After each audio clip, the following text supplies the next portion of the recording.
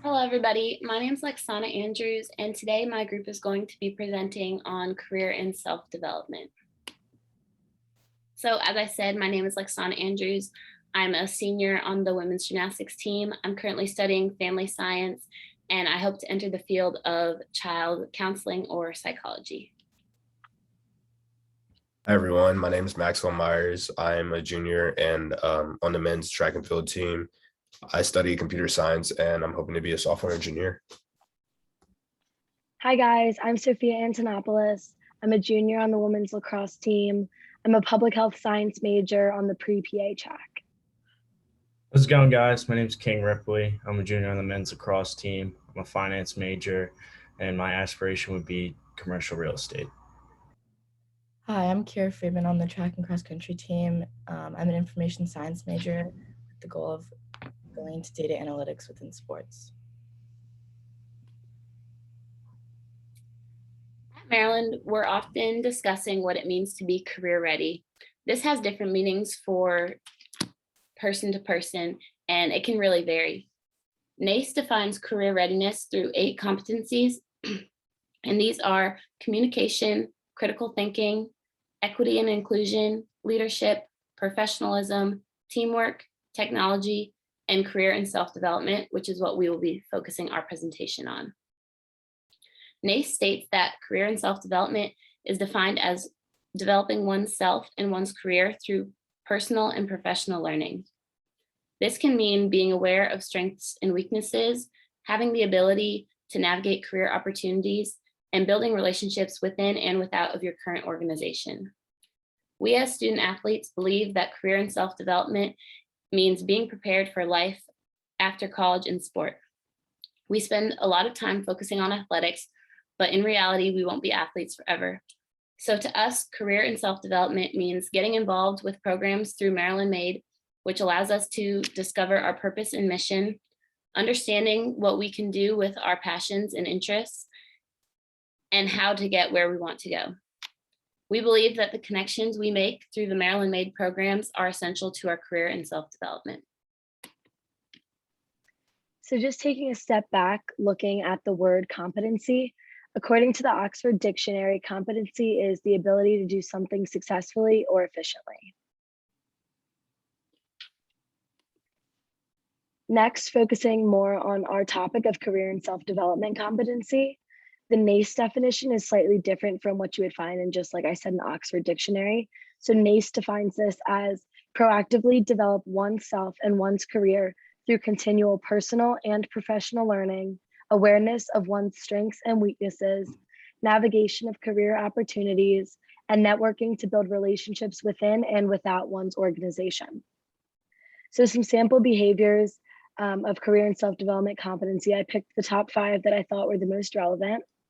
The first one is awareness, which means to be aware of your own strengths and weaknesses in order to prepare yourself for the next steps to take in developing your career.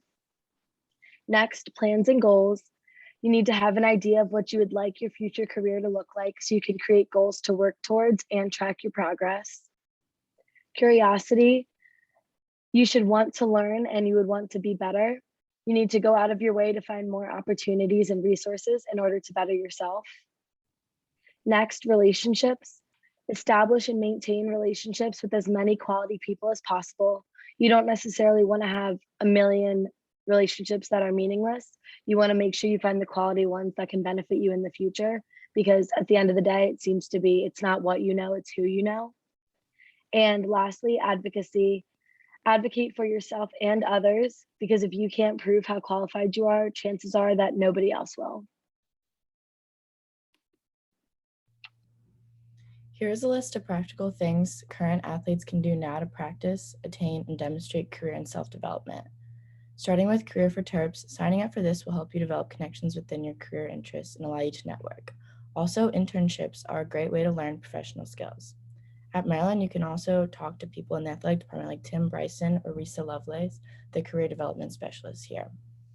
Lastly, each team has directors of academics, and these people can be a great resource to figure out your personal strengths and weaknesses. Hey guys, just continuing off of what everyone has said before, in order to be your most confident self, you have to understand the resources that are around you. And us as student athletes, and especially at Maryland, we have so much at our fingertips, able to just leverage yourself and get you an opportunity, maybe as an internship or a job that you wouldn't maybe get before. So just going down the list, you obviously at Maryland made LinkedIn, Alumni Network, the N Club, the University Career Center as well.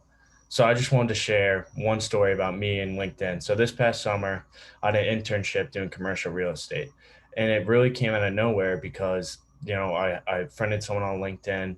They just sent me a simple text saying, "Oh, how's your week been going?" And then the story just developed from there. I replied back, just asked if they had any internships, not even thinking about I'll get something out of this, but I just asked him a question, and then eventually he referred me to his boss, and I interned there this past summer, and going back there this next summer. So this just shows you how powerful of a source that LinkedIn can be. And then it just backs it up with the stats. 85% of the jobs are filled through networking, and 70% are not even published. So you're not even getting the chance of someone looking at your resume and giving you a fair shot at an interview. These opportunities are given out through networking events. So just continuing off of that, just some do's and don'ts for networking events or anything in general. So you always want to make a personal connection. So once you make a personal connection, you have something to base your whole relationship off of. And if you do that, the next thing would be is passionate and authentic. So based off of that personal connections you have established, if you're authentic with the person, they're authentic back, then you can just continue the conversation, and they're more willing to help you in the long run, and you'll be more impactful, and you'll have a longer and lasting relationship. And then the third thing would be don't be afraid to ask questions. A lot of people just go through the interview and they're so nervous, or networking event, and they're so nervous that they don't even ask questions. They're just like, I just need to get out of here. And what they realize is that you're not able to learn anything. You're not furthering or getting into a deeper level of conversation. You're always just going to be at a surface level. And then lastly, be follow up and sustain engagement. So this is very important. Once you have a great networking event, they're not going to, be the first people to reach out. You want to show that you're interested in them and reach out and make the first, follow up meeting and take the next step. So then some don'ts, enter a meeting with little knowledge about the profession or company. When you go into the room, you want to be able to understand and go up to anyone, have a conversation and answer any questions. You want to show that you're knowledgeable about the subject, which means that you care. This isn't just something that you're just going to show up and do, and get it over with in 5 minutes. And then the next thing would be, don't turn down any networking events if you can. Don't be, obviously student athletes, we have very rigorous schedules, and it takes up a lot of time. But with the newly, new idea of virtual meetings using Zoom, you have so many resources to use. You might not be able to meet up for that cup of coffee, but you sure will be able to, hop on Zoom for 5 minutes. Just find a time that works for them and make sure you have the event. And then don't treat every networking event the same.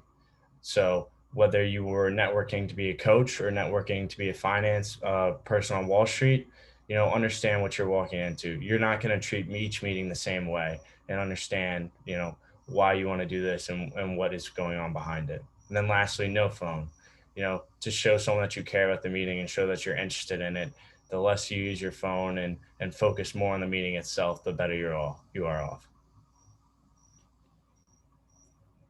All right, so now we'll hop into interview questions, or questions that you should ask your interviewer after you finish your interview. And I think the most important thing is to have these two big takeaways from asking these questions. What questions you decide to ask from what you gain from the or what you understand from these two takeaways really is up to you. But I think the most important thing to understand is, what is work life on a daily basis? What type of people will you be around? Like things like that. And then also you want to understand how your interviewer was able to get into the position that they're in. So with the first one, identifying what work is like on a daily basis, you could ask some questions like, what is company culture like? What's your favorite part of being at this company? What are some things that you wish you knew before coming here, et cetera, et cetera. And then also understanding how your interviewer was able to get the position they're in, because if you're interviewing for a job like that, then the person who's interviewing was clearly successful in some way, and you would like to replicate that success. So asking questions like, how did you prepare yourself for the career you're currently in? And if you could talk to yourself when you're my age, what would you say? Or even what type of path did you follow in college? What were your grades like? Things like that. Questions like that can lead to you getting a deeper understanding of what it would take to be successful. And then lastly, flipping the switch for questions that an interviewer may ask you that you should be ready to answer on the spot. The first one is, in the last year, what skills have you developed to improve your job performance? Next, what is an area you need to improve on in terms of career development? And what is a strength that you have that will benefit you in this field? And lastly, if faced with a challenge and you do not know what to do, what is your next step in overcoming it?